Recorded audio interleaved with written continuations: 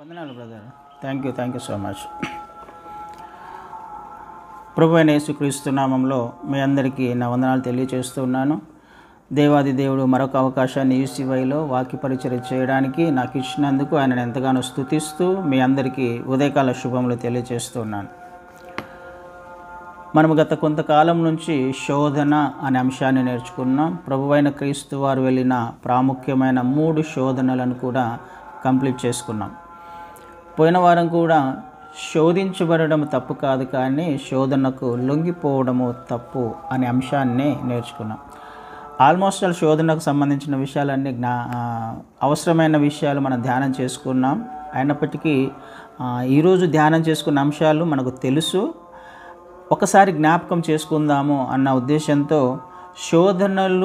శోధనకు లొంగిపోయినప్పుడు ఎలాంటి కన్సిక్వెన్సెస్ అంటే ఫలితాలు, ఎలాంటి పనిష్మెంట్ వారి జీవితాలలో ఎదురైందో ఒకసారి కొంతమంది ఒకరిద్దరు లేకపోతే 3 వ్యక్తుల జీవితాలను మనం ధ్యానం చేసుకోవడం ద్వారా మనం వాటిని ధ్యానం చేసుకుంటూ ఉన్నప్పుడు మనల్ని మనము అప్లై చేసుకోవాల్సిన అవసరం ఖచ్చితంగా ఉంది. సో ఇలా శోధించబడినప్పుడు, ఇలాంటి శిక్షలు వాళ్ళకు వచ్చినప్పుడు అది నా ముందుకు దేవుడు ఎందుకు తీసుకొని వచ్చాడు, దాని ద్వారా నాకు కూడా దేవుడు ఏదో పాఠం నేర్పించడానికి ఇష్టపడుతున్నాడు అని మనము శోధనలను జయించడానికి అవకాశము ఉంటుంది అనే ఉద్దేశంతో కొన్ని విషయాలను మీ ముందుకు తీసుకురావడానికి ఇష్టపడుతున్నాడు. ఇవన్నీ ఇంతకుముందు మనకు తెలిసినవే, అయినప్పటికీ ఒకసారి జ్ఞాపకం చేసుకునే ప్రయత్నం చేద్దాం. శోధన అనేది మనం నేర్చుకుంటూ వస్తున్నాం. శోధన ప్రతి వ్యక్తి జీవితంలో మూడు అంశాల మీద ఆధారపడి ఉంటుంది: శరీరాశ, నేత్రాశ, జీవపు డంబము. ఆది నుంచి కూడా అపవాది, ఆది కాండము నుంచి కూడా, మొదటి నుంచి కూడా ప్రకటన గ్రంథం వరకు చివరి వరకు కూడా మనము జాగ్రత్తగా గమనించినట్లయితే ఈ 3 అంశాల మీదనే శోధన అనేది ప్రతి వ్యక్తి వెళ్ళవలసి ఉంటుంది, శోధిస్తూనే ఉంటాడు. ఒకరి జీవితంలో 3 శోధనలు ఎదురవచ్చు, ఒకరి జీవితంలో ఒకటే ఎదురవచ్చు, ఒకరి జీవితంలో 2 శోధనల ద్వారా వాడు శోధించవచ్చు. అంటే మనకున్న బలహీనతలను ఆధారం చేసుకొని ఆ శోధనలు మన ముందుకు వస్తాయి, లేకపోతే ఆ శోధనల గుండా మనం వెళ్ళే అవకాశం ఉంది. మనకు తెలుసు, ఆది కాండంలో ఆదాము అవ్వలు 3 శోధనల గుండా వెళ్ళారు కదా. శరీరాశ, నేత్రాశ, జీవపు డంబము. ఈ 3 కూడా అపవాది వారిని శోధించినట్టుగా చూస్తున్నాం. ఆ పండు ఆకర్షణీయంగా కనిపించింది వాళ్ళకి, నేత్రాలకు చాలా అందంగా కనిపించింది, చూడడానికి ఎంతో చక్కగా కనిపించింది. నేత్రాశ, శరీరాశ, వారి ఆశలను తినాలి, ఆ పండుని తినాలి, తింటే ఏమవుతుందో చూడాలి, తినొద్దన్నాడు కదా తినాలి అనే ఆశను కూడా వారు తిని తృప్తి పడాలి. అన్ని పండ్లు తిన్నారు కానీ ఆ పండు తినలేదు, కానీ దానిని కూడా తినాలనే కోరిక వారి శరీర ఆశలను నెరవేర్చుకోవాలని ప్రయత్నం చేశారు. అది తిన్న తర్వాత వాళ్ళు దేవతల వలె మారుతాము మేము కదా. అపవాది ఏం చెప్పాడు వాళ్ళకి, ఇది తింటే మీరు దేవతల వల్లే ఉంటారు, వేరే వాళ్ళ అవసరం లేదు, మీరే ఒక గొప్పగా ఉంటారు, జీవపు డంబము కదండి. ఆదాము అవ్వలు ఆనాడు కూడా మొదటి 3 శోధనల గుండా వెళ్ళారు. వాళ్ళు కోల్పోయినది కూడా మనం చూస్తున్నాం. దాని యొక్క కన్సిక్వెన్సెస్ ఏంటి, దాని యొక్క ఫలితం ఏంటి? ఆదాము అవ్వలు శోధించబడడం ద్వారా ఆనాడు చేసిన పాపము ఈనాటి వరకు కూడా, ఈ లోకము అంతరించిపోయేంత వరకు, చివరగా ఏ వ్యక్తి అయితే ఈ లోకంలో పుట్టబోతున్నాడో ఆ వ్యక్తి జీవితంలో కూడా పాపము అనేది సంక్రమిస్తుంది. పాపములోనే ఆ వ్యక్తి పుడుతున్నాడు. ఎప్పుడు చేసిన తప్పు ఇది, ఎప్పుడు చేసిన పాపము? అనాదిలో, ఎప్పుడో ఆది కాండంలో వాళ్ళు చేసిన తప్పు ఈనాటి వరకు కూడా మరణాన్ని తీసుకొని వచ్చే విధంగా కదండి. అంటే ఒక వ్యక్తి చేసిన తప్పు, ఒక వ్యక్తి చేసిన పాపము తరతరాలుగా వారి యొక్క సంతతికి సంక్రమిస్తుంది అనే విషయాన్ని మనం జ్ఞాపకం చేసుకోవాలి. ఇది సాధారణంగా వారు తప్పు చేసినప్పుడు ఇది జరిగిందిలే అని అనుకుంటాం, కానీ మనం ఆలోచన చేయాల్సింది తరతరాలుగా మనందరికీ అది ఇప్పటి వరకు కూడా పాపం అనేది సంక్రమించినట్టుగా మనం చూస్తూ ఉన్నాం. దాని ద్వారా ప్రతి ఒక్క ఒక్క వ్యక్తి కూడా నరకానికి వెళ్ళే అవకాశము ప్రతి ఒక్కరిలో కూడా బై బర్త్ సంక్రమించింది, జన్మతః వచ్చింది అన్న విషయము మనం ఖచ్చితంగా జ్ఞాపకం చేసుకోవాలి. ఎంతో సంతోషంగా దేవుని సన్నిధిలో జీవించవలసిన ఆదాము అవ్వలు, యుగయుగములు నిత్యము జీవించవలసిన ఆదాము అవ్వలు దేవుని సన్నిధిలో నుంచి గెంటి వేయబడి వారి మనోనేత్రాలు మూసుకుపోయి ఈ లోకానుసారమైన నేత్రాలు తెరవబడి కదని చూపుకు రమ్యంగా ఉంది, మనోనేత్రాలు మూసుకుపోయాయి. అక్కడికి దేవుని ఆత్మీయతలో ఎదుగుతున్న వాళ్ళు, దేవుని సన్నిధిలో ఎదుగుతున్న వాళ్ళు బయటికి వచ్చిన తర్వాత ఎలాంటి స్థితి గుండా వాళ్ళు వెళ్ళారు. శరీరాన్ని సంతోషపెట్టుకోవాలని ప్రయత్నం చేశారు. బయటకు వచ్చిన తర్వాత అదే శరీరాన్ని చెమటోర్చి శ్రమపడి ఆ భూమిని దున్నిన తర్వాత చెమటోర్చి పంటను తినాల్సిన దౌర్భాగ్యపు స్థితిలోకి వాళ్ళు వెళ్ళారు. పోనీ ఏమైనా పంట చక్కగా పండుతుందా అంటే కానే కాదు, గచ్చ పొదలు మొండ్ల పొదలు అని కూడా అక్కడ రాయబడింది. అంటే ఏ స్థితిలో నుంచి ఒక వ్యక్తి ఏ స్థితికి వెళ్ళే అవకాశం ఉంది? తప్పు చేయడం ద్వారా, పాపం చేయడం ద్వారా ఒక వ్యక్తి, మనము కూడా మన జీవితాలలో ఏ శోధనకు లొంగిపోయి పాపము చేస్తే శోధించబడతాం, కానీ శోధనకు లొంగిపోకుండా ఉండాలని దేవుడు కోరుకుంటున్నాడు. ఒకవేళ శోధనకు లొంగిపోతే దాని యొక్క పరిస్థితులు లేకపోతే దాని యొక్క కన్సిక్వెన్సెస్, ఫలితాలు ఖచ్చితంగా ఆ వ్యక్తి మీద, ఆ కుటుంబం మీద ప్రభావితం చూపిస్తాయి. తన వరకు మాత్రమే కాదు, తర్వాత జనరేషన్స్ కూడా, తర్వాత తరాలకు కూడా ఆ ప్రభావము ఉంటుంది అనే విషయము మనం మొదటిలోనే నేర్చుకునే ప్రయత్నం చేశాం.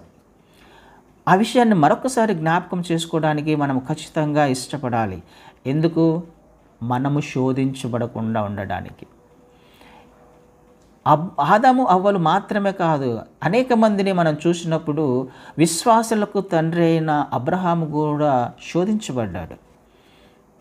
ప్రతి ఒక్కరిని అక్కడి నుంచి తీసుకున్నప్పుడు ప్రతి ఒక్కరు శోధించబడిన వాళ్ళే, కాకపోతే కొంతమంది మాత్రమే శోధనకు నిలువబడ్డవారు, శోధనను జయించిన వారు చాలా అతి తక్కువ మంది మనకు కనిపిస్తారు. అబ్రహాం గారు కూడా ఇందాక చదవబడిన వాక్యములో ఆయన కూడా శోధించబడినట్టుగా మనం చూస్తున్నాం. ఏంటి శోధన అంటే మనకు తెలుసు. ఏంటి శోధన? ఆదాము అవ్వల పట్ల దేవుని యొక్క ఉద్దేశం ఏంటి? వాళ్ళు ఫలించాలి, అభివృద్ధి పొందాలి, విస్తరించాలి, ఈ భూమిని లోబరుచుకోవాలి. దేవుని యొక్క ఉద్దేశము మనిషి పట్ల చాలా ఉన్నతంగా ఉంటుంది. అయితే ఆదాము అవ్వలు చేసిన తప్పేంటి? వీళ్ళే లోబడిపోయారు. దేవుని చిత్తము నెరవేర్చబడకుండా చేయడమే శోధకుని యొక్క ప్రాముఖ్యమైన లక్ష్యము. దేవుని చిత్తము నెరవేర్చబడకూడదు. దేవుని చిత్తానికి ఒక వ్యక్తిని దూరంగా తీసుకువెళ్ళాలి, దేవుని చిత్తములో నుంచి బయటికి తీసుకువెళ్ళాలి. ఇది శోధకుని యొక్క ప్రాముఖ్యమైన లక్ష్యం. ఆనాడు ఆదాము అవ్వల జీవితంలో అదే చేశాడు. ఈనాడు అబ్రహాం గారి జీవితంలో కూడా అదే చేసే ప్రయత్నం చేశాడు. ఏం చేస్తున్నాడు? అక్కడ శారాయితో మాట్లాడుతున్నాడు. శారాయి ఏం మాట్లాడుతుంది అబ్రహాముతో? నాకు దేవుడు సంతానము లేకుండా చేశాడు. దేవుడు చేశాడండి. ఇదిగో నేను పిల్లలు కనకుండా యెహోవా చేసి ఉన్నాడు. ఎలాంటి మాటలు మాట్లాడుతుంది? బయటికి తీసుకొని వచ్చి 15వ అధ్యాయంలో అంతకుముందే మాట్లాడతాడు. నీ సంతతి, నీ గర్భవాసములో పుట్టబోచున్నవాడే నీకు వారసుడవుతాడు అని ఖచ్చితంగా 15వ అధ్యాయంలో మనం చూస్తాం.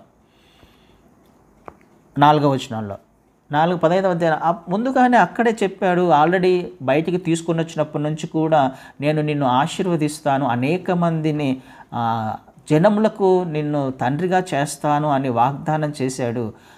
పదే పదే తనకు ప్రత్యక్షమవుతూ తనతో మాట్లాడుతూ నీకు సంతానం కలుగుతుంది, నీకు సంతానం కలుగుతుంది అని చెప్పినప్పటికీ కూడా అక్కడ జరుగుతున్న పరిస్థితిని ఒకసారి చూద్దాం. శారాయికి ఇక నాకు సంతానం కలగదు. ఎలా వచ్చింది తనకి ఆలోచన? దేవుని చిత్తం ఏంటి? దేవుని చిత్తములు జరగకుండా ఎవరు ఆలోచనలు పుట్టిస్తున్నారు? శారాయి చేత ప్రేరేపించబడింది. శారాయి ప్రేరేపించబడింది అపవాది చేత. తనకు పిల్లలు కలగరు అని ఏం చేసే ప్రయత్నం చేస్తుంది? తన భర్తని తప్పు చేసేలా ప్రేరేపిస్తుంది, పాపము చేసేలా, దేవుని చిత్తములో నుంచి తప్పిపోయేలా కదండి. నీ గర్భవాసములో వచ్చిన వాడే వాగ్దాన పుత్రుడు, అతను మాత్రమే వారసుడు అవుతాడు, కానీ వేరే వాళ్ళు కాదు అని దేవుడు చెబుతున్నప్పటికీ అబ్రహాము కూడా నమ్మాడు, విశ్వసిస్తున్నాడు, వెళ్తూ ఉన్నాడు, అలాగే జీవిస్తూ ఉన్నాడు. కానీ శారాయి చేత కూడా అబ్రహాము శోధించబడ్డాడు. ఆనాడు అవ్వ ఏ విధంగా అయితే ఆదామును బలవంతం చేసి ఆ పండు తినిపించిందో, ఇక్కడ జరుగుతున్న పని కూడా అదే. శారాయి అబ్రహాము చేత తప్పు చేపించింది, పాపము చేపించింది. అబ్రహాము కూడా ఏం మాట్లాడలేదు కదా. అబ్రహాము కూడా దేవుడు చేసిన వాగ్దానాన్ని మర్చిపోయాడు, దేవుని చిత్తం ఏంటో మర్చిపోయాడు. తను కూడా తప్పు చేసే విధంగా, తను కూడా తప్పు చేసేలా ప్రేరేపించబడ్డాడు. తను కూడా తప్పు చేశాడు, హాగరుతో పోయాడు, ఇష్మాయేలును పుట్టించాడు కదండి. విశ్వాసులకు తండ్రి దేవుడు పిలిచాడు అబ్రహాం గారిని. దేవుడు నిన్ను, నన్ను, మనల్ని కూడా పిలిచాడు ఒక పిలుపుతో, ఒక ఉన్నతమైన ఉద్దేశంతో, ఒక ఉన్నతమైన ప్రణాళికతో. ఆ పిలుపు ఏంటో నీవు నేను గ్రహించగలుగుతున్నామా, గుర్తించగలుగుతున్నామా? ఆ పిలుపుకి తగినట్టుగా ఒకవేళ మన జీవితాలలో సూచనలు కనపడకపోతే బలహీనపడిపోతున్నామా? దేవుని వాగ్దానాన్ని, దేవుని మాటను అనుమానిస్తున్నామా? ఒకసారి మనల్ని మనము పరిశీలించుకుందాం. నాకు మేలులు జరగట్లేదు, నా ఆరోగ్యము బాగుండట్లేదు, నా ఆర్థిక స్థితి బాగుండట్లేదు, నా పరిస్థితులు బాగుండట్లేదు, నా పిల్లలు బాగుండట్లేదు, వారి జీవితాలు ఏమైపోతాయో. దేవుడు అనేవాడు నన్ను పిలిచాడు, ఆయన నమ్ముకున్న తర్వాత ఎందుకు నాకు ఇలా జరుగుతుంది? ఇలాంటి పరిస్థితుల గుండా మనం ఎన్నిసార్లు వెళ్ళి ఉంటాం, ఎన్నిసార్లు మన మనసులో ఆలోచనలో వచ్చి ఉంటుంది ఈ మాటలు. ఎక్కడి నుంచి వస్తున్నాయి ఈ మాటలు? ఒక్కసారి దేవుణ్ణి విశ్వసించిన తర్వాత, ఆయనను వెంబడిస్తానని తీర్మానం తీసుకున్న తర్వాత, దేవుడు నిన్ను, నన్ను, మనల్ని పిలిచిన తర్వాత, ఆ పిలిచిన పిలుపుకు తగినట్టుగా జీవిస్తున్నామా లేదా, లేకపోతే శోధించబడుతున్నామా? ఎందుకు అనేక అంశాలను దేవుడు మన ముందుకు తీసుకొని వస్తున్నాడంటే, వాళ్ళు ప్రవర్తించినట్టుగా మీరు ప్రవర్తించకూడదు అని.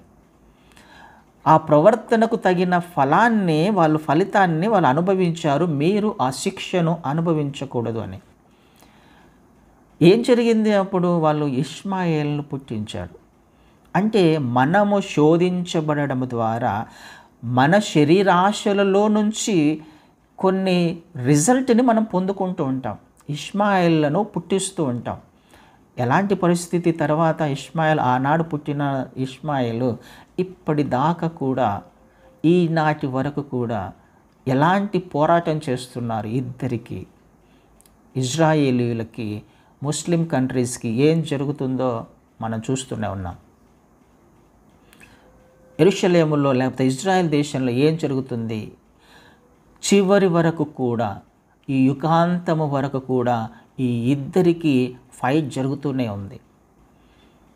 ముస్లిం కంట్రీస్ అన్నీ ఒకవైపు ఉన్నాయి, ఇజ్రాయెల్ ఒకవైపుగా యుద్ధం చేస్తుంది. ఇంకా అనేకమైన యుద్ధాలు మనం చూడబోతున్నాం. అన్ని కంట్రీస్, ముస్లిం కంట్రీస్ అన్నీ కూడా ఏకమవ్వబోతున్నాయి. శత్రువులుగా మారిపోయి మరొక యుద్ధం, అంటే గొప్ప యుద్ధము తర్వాత రాబోతున్న, తర్వాత నేర్చుకునే ప్రయత్నం చేద్దాం. అయితే ఏం జరుగుతుంది అక్కడ? ముస్లిం కంట్రీస్ అన్నీ కూడా ఒక పక్షముగా ఉన్నాయి. యెరూషలేము మీద యుద్ధాన్ని ప్రకటిస్తున్నాయి, ఇజ్రాయెల్ మీద యుద్ధాన్ని ప్రకటిస్తున్నాయి, యుద్ధం చేస్తూనే ఉన్నాయి. ఎలా వచ్చింది? ఎందుకు జరిగింది ఇది? ఆనాడు చేసిన తప్పేగా, ఆనాడు అబ్రహాం చేసిన పొరపాటేగా.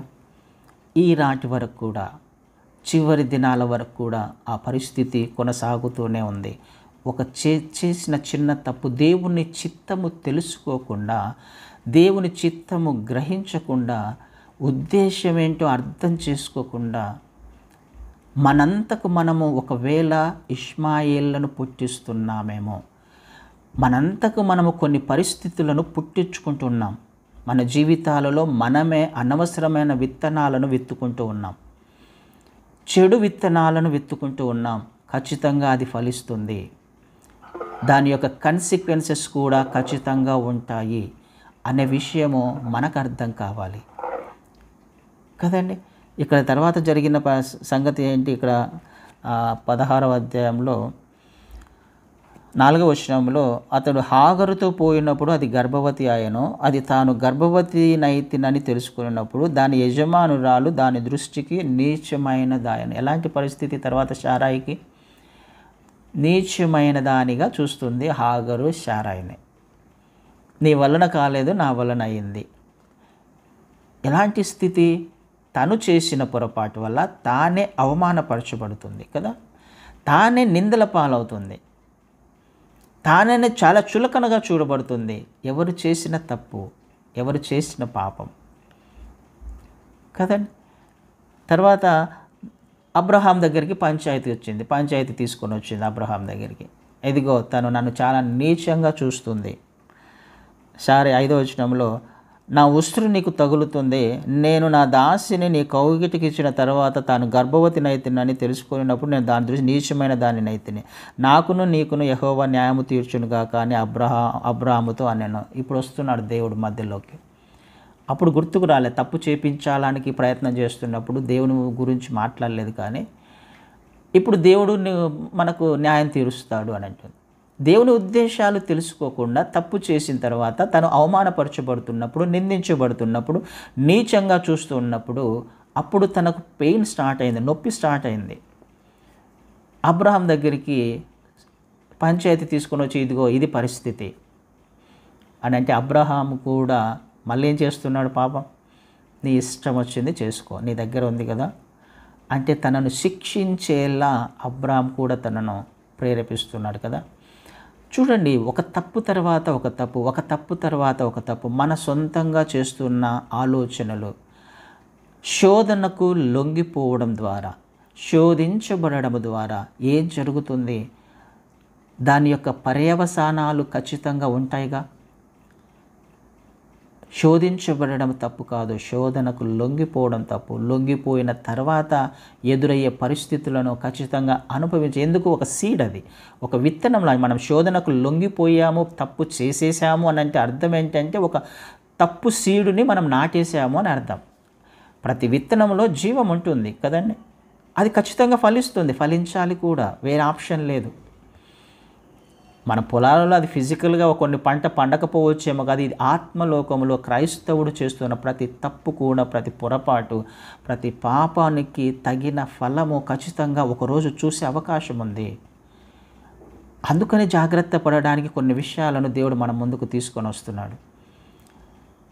అబ్రాహాముతో దేవుడు, మీకు ఒకవేళ తెలుసో తెలియదు కానీ దాదాపుగా 13 సంవత్సరాలు అబ్రాహాముతో దేవుడు మాట్లాడలేకపోయాడు.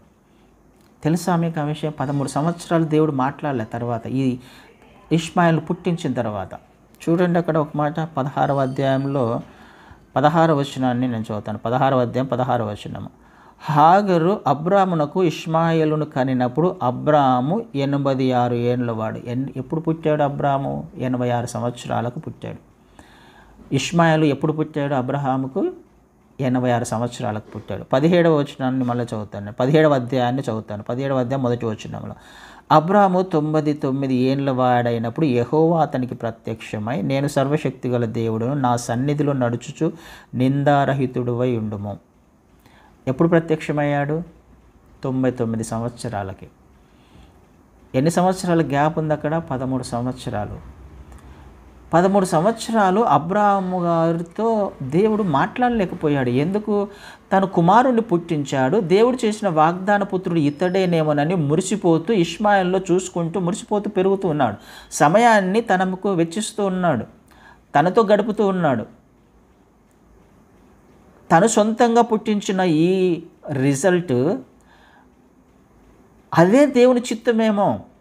ఎదుగుతూ ఉన్నప్పుడు, ఇష్మాయిల్ ఎదుగుతూ ఉన్నప్పుడు తనను చూసుకొని మురిసిపోతున్నాడు.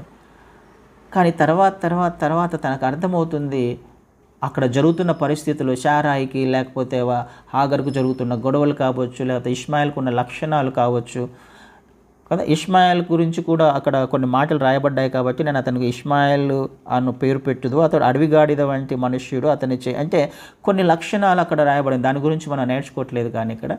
సో అక్కడ జరుగుతున్న పరిస్థితులను చూసినప్పుడు వాగ్దాన పుత్రుడు ఇతడు కాదేమో అనే అనుమానం వచ్చి తిరిగి దేవుని వైపు తప్పును తన హృదయములో తెలుసుకునేంత వరకు, పశ్చాత్తాపపడేంత వరకు, ఇది సరైన పద్ధతి కాదేమో, నేను చేసింది తప్పేమో అని తనకే ఆలోచన వచ్చేంత వరకు దేవుడు అబ్రాహాముతో మాట్లాడలేకపోయాడు. ఆలోచన చేసే ప్రయత్నం చేద్దాం. ఒక తప్పు చేస్తున్నప్పుడు, పాపం చేస్తున్నప్పుడు దేవుని సన్నిధి ఖచ్చితంగా మనకు దూరం అయ్యే అవకాశం ఉంది. 13 సంవత్సరాల తర్వాత అయినప్పటికీ దేవుడు విడిచిపెట్టాడా? ఖచ్చితంగా విడిచిపెట్టలా.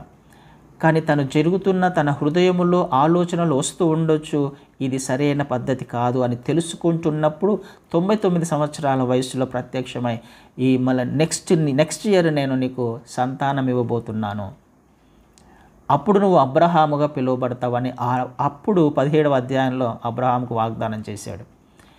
ఆలోచన చేసే ప్రయత్నం చేద్దాం. ఒక శోధన లొంగిపోవడం ద్వారా ఎలాంటి పరిస్థితులు గుండా వెళ్ళే అవకాశం ఉంది.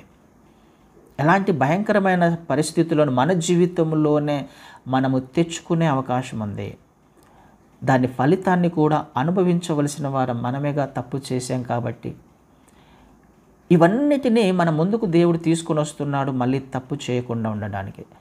ఇలా చెప్పుకుంటూ పోతే అనేక మంది ఉన్నారు. సంసోను జీవితాన్ని ఒకసారి గమనిద్దాం. సంసోను గారు తర్వాత లోతును చూసుకోవచ్చు. లోతు కూడా తప్పు చేశాడు, సొదొమ గొమొర్రాలోకి ప్రేరేపించబడి అక్కడికి వెళ్ళారు. అలా ఎంతమందిని చూసుకున్నా కానీ మనకు శోధన అనేది ఖచ్చితంగా స్టార్టింగ్ నుంచి కూడా ప్రతి వ్యక్తిని గమనించినప్పుడు మనము ఖచ్చితంగా ఆత్మీయ పాఠాలను నేర్చుకోవాల్సిన వారమై ఉన్నాం.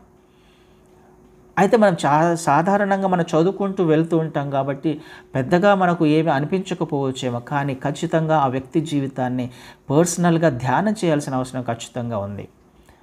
క్యారెక్టర్ స్టడీ అనేది మన జీవితంలో ఖచ్చితంగా ఆ వ్యక్తిని చూసి మనం ఏదో ఒక పాఠం నేర్చుకోవాలి. అందుకే దేవుడు మన ఈ బైబిల్లో ప్రతి ఒక్క వ్యక్తి గురించి తప్పులు రాయించాడు, ఒప్పులు రాయించాడు. తప్పుల గురించి మనం ఆత్మీయ పాఠాలు నేర్చుకోవాలి. సరి అయిన విధానంలో ఎవరైతే నిలవబడ్డారో, శోధనకు సహించి నిలవబడిన వాడు ఏ విధంగా జీవ కిరీటం పొందుకుంటాడో ఆ విషయాలను మనం నేర్చుకున్నప్పుడు మనలో విశ్వాసం బలపడాలి, స్థిరపడాలి. ఆత్మీయతలో ఎదగడానికి దేవుడు పరిశుద్ధ లేఖనాలను మన ముందుకు తీసుకొని వస్తున్నాడు. అయితే ఎంతవరకు మనము ఆ విషయాలను గ్రహించగలుగుతున్నాము అన్నదే ప్రశ్న. సంసోను ఫిలిష్తీయులను జయించడానికి నేను నీకు ఇస్తున్నాను అని వాగ్దానం చేయబడి పుట్టినవాడు సంసోను. న్యాయాధిపతుల గ్రంథం 13వ అధ్యాయంలో చూస్తాం. ఒక మాట చదువుతామండి. న్యాయాధిపతుల గ్రంథంలో 13వ అధ్యాయంలో 5వ వచనాన్ని చదువుతాం. నీవు గర్భవతివై కుమారుని కందువు, అతని తల మీద మంగళకత్తి వేయకూడదు. ఆ బిడ్డ గర్భమున పుట్టినది మొదలుకొని దేవునికి నాజీరు చేయబడినవాడు ఫిలిష్తీయుల చేతిలో నుండి ఇజ్రాయేలీయులను రక్షింప మొదలుపెట్టునని ఆమెతో అన్నది. ఎందుకు సంసోన్ను దేవుడు ఈ లోకంలోకి తీసుకొని వస్తున్నాడు? ఫిలిష్తీయులు ఆనాడు వారిని ఇజ్రాయేలీయులను పరిపాలన చేస్తున్నాడు. ఫిలిష్తీయుల చేతిలో నుంచి విడిపించడానికి సంసోన్ను ఈ లోకంలోకి తీసుకొని వచ్చాడు దేవుడు. ఫిలిష్తీయులను జయిస్తాడు అని, ఇజ్రాయేలీయులకు విడుదలను దయచేస్తాడు అని. అది ఉద్దేశం అయితే, దేవుని ఉద్దేశం అది అయితే, దేవుని చిత్తం అది అయితే 14వ అధ్యాయంలో సంసోను తిమ్నాతుకు వెళ్ళి తిమ్నాతులో ఫిలిష్తీయుల కుమార్తెలలో ఒకతిని చూచాను. అతడు తిరిగి వచ్చి ఫిలిష్తీయుల కుమార్తెలు ఒకతిని చూచి తిని మీరు ఆమె నాకు ఇచ్చి పెళ్లి చేయవలనని తన తల్లిదండ్రులతో. ఏం చేస్తున్నాడు? ఒక అమ్మాయిని చూశాడు. ఎవరిని? ఫిలిష్తీయుల శత్రువు వాళ్ళ అమ్మాయినే చూశాడు. ఆమెతోనే నేను పెళ్లి చేసుకుంటాను అంటున్నాడు. ఏం జరుగుతుంది? దేవుని చిత్తం ఏంటి? తను ఏ విధంగా పెరిగాడు, కానీ ఏం చేస్తున్నాడు? మర్చిపోయాడుగా. శోధనకు లొంగిపోతున్నాడుగా. బలహీనత, తప్పు చేస్తున్నాడు. తర్వాత సంసోను ఏంటో, ఎలా తయారయ్యాడో, స్త్రీ వ్యామోహంలో ఎలా పడిపోయాడో మనం చూస్తూనే ఉన్నాం. 16వ అధ్యాయం వరకు అవి చూస్తే ఆ విషయాలు మనకు అర్థమవుతున్నాయి కదా. ఇవన్నీ మనం చదివినప్పుడు సంసోను ఏ పరిస్థితుల గుండా వెళ్ళాడు? కళ్ళు పెరికి వేయబడ్డాయి, తిరగలు విసురుతూ ఉన్నాడు. చివరికి ఏమైపోయాడు? చనిపోయాడు. దేవుడు విడిచిపెట్టడానికి ఇష్టపడాడండి. కాకపోతే మనం చేస్తున్న తప్పుల వలననే. అది ఆ విషయం కూడా మనకి ఇక్కడ 16వ అధ్యాయంలో 20వ వచనంలో ఆమె సంసోను ఫిలిష్తీయుల నీ మీద పడుచున్నారనగా అతడు నిద్ర మేలుకొని ఎప్పటి అట్లు నేను బయలుదేరి విరజిమ్ముదును అనుకున్నాను. అయితే యెహోవా తనను ఎడబాసినని అతనికి తెలియలేదు. ఎలా ఉంటాడు? తప్పు చేస్తున్నప్పుడు, పాపం చేస్తున్నప్పుడు దేవుడు విడిచిపెట్టాడు సంసోన్ని. పాపం చేత బంధించబడ్డాడు, స్త్రీ వ్యామోహం చేత. చూడండి, నేను మళ్ళీ ఒక్కొక్కటిగా నేను ఎక్స్ప్లెయిన్ చేయడానికి టైం సరిపోదు కాబట్టి ఇది ఒక శోధన కదండి. స్త్రీ వ్యామోహం, నేత్రాశ, శరీరాశ. ఒక్కొక్కటి ప్రతి ఒక్క వ్యక్తిని మనం చూసినప్పుడు ఈ శోధనల గుండా వెళ్ళిన వాళ్ళే, శోధించబడిన వారు, వారి జీవితాలలో తప్పుడు విత్తనాలు విత్తుకున్న వాళ్ళు దాని యొక్క ఫలాన్ని కూడా కోసిన వాళ్ళు. బలహీనతను జయించలేకపోయాడు సంసోను. కానీ చివరికి అయ్యా తప్పు చేశాను అని ప్రార్థన చేస్తే దేవుడు మళ్ళీ వచ్చాడు, కనికరించాడు. ఆనాడు ఎంతమందిని అయితే సంసోను చంపేశాడో తన జీవిత కాలంలో కూడా చంపలేదు. అంతమందిని ఆనాడు అంతమందిని శత్రువులను చంపేసినట్టుగా మనం తర్వాత ఆ కింద వచనాలను చూస్తే మనకు అర్థమవుతుంది. దేవుడు నిన్ను నన్ను విడిచిపెట్టడానికి ఇష్టపడట్లేదండి. తప్పు చేస్తే ఆయన పాపాన్ని మనల్ని, పాపిని కాదు పాపాన్ని సహించడు. ఆయన తప్పును సహించడు. ఎందుకు? మన క్షేమం కొరకే.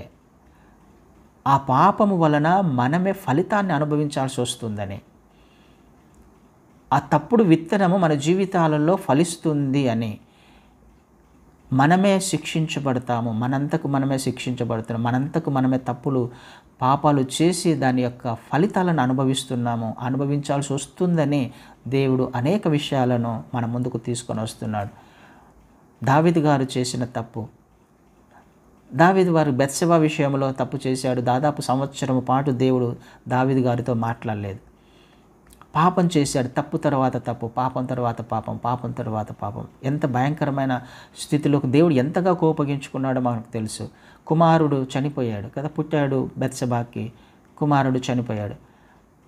నీవు రహస్యంగా నువ్వు వేరే వాడిని భార్యను చేర్చుకున్నావు కాబట్టి నేను పబ్లిక్గా ఇజ్రాయేలీలు అందరూ చూస్తుండగానే నీ భార్యలను వేరే వాళ్ళకి ఇస్తాను అని అంతగా బాధించబడ్డాడు, అంతగా దేవుడు బాధపడ్డాడు కదా. చూస్తాం కదా మనకి సమయంలోనే ఆ తర్వాత ఆ తప్పు చేసినప్పుడు బయట మాట్లాడితే నాతను వచ్చి మాట్లాడుతూ ఉన్నాడు కదా, ఆ సేవకుడు వచ్చి మాట్లాడుతున్నాడు. ఒకసారి చూద్దాం ఆ మాట.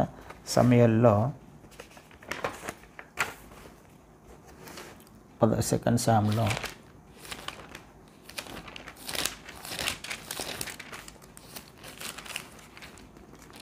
17వ అధ్యాయము కదా, 11వ అధ్యాయం, 12వ అధ్యాయంలో 2 శామ్ 12వ అధ్యాయంలో 10వ వచనాన్ని చదువుతాను. నీవు నన్ను లక్ష్యము చేయక హిత్తీయుడగు ఊరియా భార్యను నీకు భార్య అగునట్లు తీసుకొనినందున నీ ఇంటి వారికి సదాకాలము యుద్ధం కలుగును. ఒకటేంటి శిక్ష? నీ ఇంటి వారికి సదాకాలము యుద్ధము కలుగును. దాని యొక్క ఫలితం ఇది. తర్వాత నా మాట ఆలకించుము, యెహోవానగు నేను సెలవిచ్చినదేమనగా నీ ఇంటి వారి మూలముననే నేను నీకు అపాయము పుట్టింతును. నీవు చూచుచుండగా నేను నీ భార్యలను తీసి నీ చేరువ వానికి అప్పగించెదను. పగటి యందు వాడు వారితో శయనించును. ఎలాంటి దౌర్భాగ్యపు స్థితిలోకి వెళ్ళిన అర్థమవుతుంది కదండి. అది 16వ అధ్యాయము మనం 21, 22 వచనాల్లో అది నెరవేర్చబడినట్టుగా మనం చూస్తాం. అబ్షాలోము ఉపపత్నులతో అందరూ చూస్తుండగానే మేడగది మీద వారికి అక్కడ జరిగిన సంఘటన మనకు తెలుసు. చేస్తున్న తప్పు ఏంటి, చేస్తున్న పాపం ఏంటి, దేవుని చిత్తం ఏంటి గ్రహించక ఒక వ్యక్తి శోధనకు లొంగిపోతే తప్పుడు రాంగ్ సీడ్ వారి జీవితంలో వాళ్ళే విత్తుకుంటున్నారు అనే విషయాన్ని మనం ఖచ్చితంగా గమనించాలి. ఇదొక్క చోట ఈ సందర్భం మనకు తెలుసు, కానీ ఇంకొక చోట కూడా దావీదు గారు తప్పిపోయినట్టుగా లేకపోతే శోధనకు లోబడినట్టుగా మనం చూస్తాం. మొదటి సమూయేలు 27వ అధ్యాయంలో 27వ అధ్యాయంలో 21 వచనాల్లో, తర్వాత దావీదు, నేను ఇక్కడ నిలుచుట మంచిది కాదు, ఏదో ఒక దినమున నేను సౌలు చేత నాశనమగుదును, నేను ఫిలిష్తీయుల దేశంలోనికి తప్పించుకొని పోవుదును. అప్పుడు సౌలు ఇజ్రాయేలీల సరిహద్దులను నన్ను వెదుకుట మానుకొను కనుక నేను అతనిలోని తప్పించుకుందున్నాను. ఏం చేస్తున్నాడు అక్కడ దావీదు గారు? ఫిలిష్తీయులు అంటే శత్రువుల స్థావరంలోకి, శత్రువుల దేశంలోకి వెళ్ళిపోయాడు. ఎందుకు? తన ప్రాణ భయం చేత. నన్ను చంపేస్తాడు సౌలు, నేను ఉన్నాను అంటే సౌలు నన్ను చంపేస్తాడు. దేవుని హృదయానుసారుడే, కానీ వచ్చిన శోధనకు లొంగిపోయి శత్రువు దేశంలోకి పారిపోయాడు. తనంతకు తానుగా ఆలోచన చేశాడు. దాదాపు 16 నెలలు శత్రు స్థావరంలో దావీదు గారు ఉన్నట్టుగా చూస్తున్నాం. 7వ వచనంలో 27వ అధ్యాయం 7వ వచనంలో దావీదు ఫిలిష్తీయుల దేశంలో కాపురం ఉండిన కాలమంతా 1 సంవత్సరము 4 నెలలు. 1 సంవత్సరము 4 నెలలు దేవునిని ఆశ్రయించాల్సిన దావీదు గారు శత్రువును ఆశ్రయించాడు. అక్కడ జరిగిన రిజల్ట్ ఏంటి మనకు తెలుసు ఏం జరిగిందో. సిక్లగ్లో ఉన్నప్పుడు వచ్చి శత్రువు భార్య పిల్లలను అందరినీ ఎత్తుకుని పోయినట్టుగా చూస్తున్నాం కదండి. సిక్లగ్లో జరుగుతున్న సంఘటన మనకు తెలుసు. శత్రువు వచ్చాడు, అందరిని ఎత్తుకొని పోయాడు. అప్పుడు దేవుడు గుర్తుకొచ్చి, అయ్యా నేను తనను తరమగలనా? అందరు తన పక్షంగా ఉన్న వాళ్ళే దావీదు గారిని చంపడానికి ప్రయత్నం చేశారు కదా, రాళ్లతో కొట్టి చంపాలనుకున్నారు. కానీ దేవుని వద్ద మొరపెట్టినప్పుడు, అప్పుడు దేవుడి వద్ద మొరపెట్టినప్పుడు దేవుడు విడిచిపెట్టాడా? విడిచిపెట్టలా. సరే వెళ్ళు, తరము, నువ్వు అన్నిటిని నువ్వు పొందుకుంటావంటే సిగ్లకు అక్కడి నుంచి అదంతా తలిమి వేస్తే తిరిగి భార్య పిల్లలను అందరినీ ఏదైతే వాళ్ళు శత్రువు ఎత్తుకొని పోయాడో వాళ్ళందరినీ తిరిగి సంపాదించుకోగలిగాడు దావీదు గారు. కాబట్టి ఆలోచన చేసే ప్రయత్నం చేద్దాం. మనము చేసిన తప్పే, మనము చేసిన పాపమే, పొరపాటే మన జీవితాలలో ఫలించే అవకాశం ఉంది. అనేక మంది గురించి చెప్పొచ్చు, కానీ సమయం సరిపోదు. కాబట్టి ఈ కొంతమంది విషయాలను మీ ముందుకు తీసుకొని వచ్చే ప్రయత్నం చేస్తున్నాను. ఆలోచన చేసే ప్రయత్నం చేద్దాం. ఏ విషయంలో శోధించబడుతున్నాం? దేవుడు నీ పట్ల, నా పట్ల ఒక ఉన్నతమైన ఉద్దేశము కలిగి ఉన్నాడు, ఒక చిత్తాన్ని కలిగి ఉన్నాడు. ఆ చిత్తములో నుంచి దూరం చేయడానికి అనేక విషయాలు నీ ముందుకు, నా ముందుకు వస్తూ ఉన్నాయి. శరీరాశ, నేత్రాశ, జీవపు డంబము. ఈ విషయాల మీద నేను శోధించబడుతున్నాను అంటే నేను శోధించబడడం తప్పు కాదు అని తెలుసుకున్నాను. అయితే లొంగిపోయాను అని అంటే దాని యొక్క కన్సిక్వెన్సెస్ ఖచ్చితంగా మన జీవితంలో మనము అనుభవించాలి. ఆ పంటను కోయాలి కదా. మనం అదే చూస్తాం. ఒక చదువుకొని ముగించుకుందాం. గలతీయులకు రాసిన పత్రికలో ఆ మాట చూస్తాం. గలతీయులకు రాసిన పత్రిక 6వ అధ్యాయంలో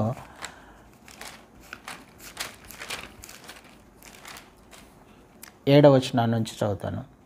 మోసపోకుడి, దేవుడు వెక్రించబడడు. మనుష్యుడు ఏమి విత్తునో ఆ పంటనే కోయను. ఎలాగనగా తన శరీరేచ్ఛలను బట్టి విత్తువాడు తన శరీరం నుండి క్షయమను పంట కోయను. ఆత్మను బట్టి విత్తువాడు ఆత్మ నుండి నిత్య జీవమను పంట కోయను. కదండి, నువ్వు ఏది విత్తుతావో, నీ జీవితంలో ఏ శోధనకు లొంగిపోతావో, ఏ తప్పు చేస్తావో దానికి సంబంధించిన సీడ్, దానికి సంబంధించిన పంటనే కోస్తావు. శరీరేచ్ఛలను బట్టి విత్తువాడు అంటే అర్థం ఏంటి? శోధనకు లొంగిపోయి విత్తేవాడు, తప్పు చేసేవాడు, పాపం చేసేవాడు. మోసపోకండి, దేవుడు వెక్రించబడడు. ఏం కాదులే అని అనుకుంటున్నావేమో, దేవుడు చూసుకుంటాలే, దేవుడు క్షమిస్తాలే అనుకుంటున్నా. ఖచ్చితంగా క్షమిస్తాడు. తప్పు ఒప్పుకున్నప్పుడు ఆయన ఖచ్చితంగా క్షమిస్తాడు. దాంట్లో ఎలాంటి సందేహం లేదు. కానీ ఆ ఫలితాన్ని మాత్రం ఖచ్చితంగా ఆయన ఇస్తాడు కదా. ఇందాక చూసినాం, అందరి జీవితాల్లో చూసాం. క్షమించలేదా? అబ్రహాం గారిని క్షమించాడు, తిరిగి విశ్వాసులకు తండ్రిగా మార్చాడు. కానీ ఇష్మాయిల్ను పుట్టించాడు, దాని యొక్క కన్సిక్వెన్సెస్ ఏంటో చూసాం. దావీదును క్షమించలేదా? దావీదును క్షమించాడు, కానీ తర్వాత జరిగిన పరిస్థితులు ఏంటో మనకు చూసాం. కన్సిక్వెన్సెస్ చూసాం, ఫలితాలను చూసాం. పారిపోయాడు, యుద్ధాలు జరుగుతూ తన ఇంటి వారే శత్రువులు అయ్యారు. కొన్ని సంవత్సరాలు అరణ్యానికి పారిపోయిన వాడు దావీదు. ఎంత భయంకరమైన పరిస్థితి గుండా వెళ్ళారు. తప్పు క్షమించబడ్డాడు, క్షమిస్తాడు దేవుడు ఖచ్చితంగా. కానీ అది సీడ్ అనే విషయం మనం చేస్తున్న ప్రతి పని కూడా అదొక విత్తనము అనే విషయం మనకు అర్థం కావాలి. మనం ఏ పని చేసినా, మంచి పని చేస్తే అది మంచి సీడ్, మంచి ఫలాలను మన జీవితాలలో ఇస్తుంది. ఆత్మానుసారమైన పంటను, నిత్య జీవం అనే పంటను మనం కోస్తాం. తప్పు చేస్తే, పాపం చేస్తే దాని ఫలితాన్ని కూడా మనం చూడాలి. అయితే ఏదో తప్పు చేస్తూ దేవుడు ఈ సందర్భం ఇలా చేశాను కాబట్టి దేవుడు ఏమనుకోలే అని మోసపోవద్దు అని అర్థం. దేవుడు వెక్రించబడడు. దేవునికి తెలియదా నువ్వు కావాలని చేస్తున్నావా లేకపోతే తెలియక చేస్తున్నావా? తెలియక చేస్తే ఖచ్చితంగా క్షమాపణ ఉంటుందండి. తెలిసి చేస్తే శిక్ష ఉంటుంది. ఆ కన్సిక్వెన్సెస్ మనము ఖచ్చితంగా అనుభవించాల్సి ఉంటుంది. ఇలా ఎంతమందిని తీసుకున్నా నువ్వు ఖచ్చితంగా శోధనకు లొంగిపోయిన వారు, దాని ఫలితాలను అనుభవించిన వారే ఇక్కడ కనిపిస్తారు. చిన్న కుమారుడి జీవితంలో జరిగింది. శోధనకు లొంగిపోయాడు, ఫలితాలను అనుభవించాడు. ఇస్కరియోతు యూదాను చూడండి, సాతాను ప్రవేశించాడు, ఊరేసుకొని చచ్చిపోయాడు. ఫలితాలు మాత్రం ఖచ్చితంగా. అందుకే భయపడాలి. క్రైస్తవ జీవితం అంటే ఒకరు చూస్తున్నారని కాదు, ఎవరు చూసినా ఎవరు చూడకపోయినా మనకి ఇవ్వబడిన రక్షణను మనము భయముతో వణుకుతో కొనసాగించుకోవాలి. మోసపోకూడదు, దేవుడు వెక్కిరించబడడు. మనల్ని మనం మోసం చేసుకోకూడదు, దేవుడు వెక్కిరించబడకూడదు. ఏమి కాదులే అనుకోకూడదు, దేవుడు వెక్కిరించబడడు. ఆయనను మోసం చేయడానికి ఎవరైనా మోసం చేయగలరా? ఆయన న్యాయాధిపతి, ఆయన తండ్రిగా కూడా ఉన్నాడు. తండ్రిగా మనల్ని క్షమిస్తాడు, న్యాయాధిపతిగా తీర్పు కూడా తీసుకొని వస్తాడు, తీర్పులోకి తీసుకొని వస్తాడు. ఆ శిక్షను కూడా వేసే అవకాశం ఉంది. అందుకనే తప్పు చేయకుండా ఒకవేళ ఏదైనా చేసినప్పుడు, ఏదైనా శోధన వచ్చినప్పుడు ఆయన వద్ద విచారణ చేయడం అనేది మాత్రం ఖచ్చితంగా మనము గ్రహించాల్సిన అవసరం ఉంది. హల్లెలూయా.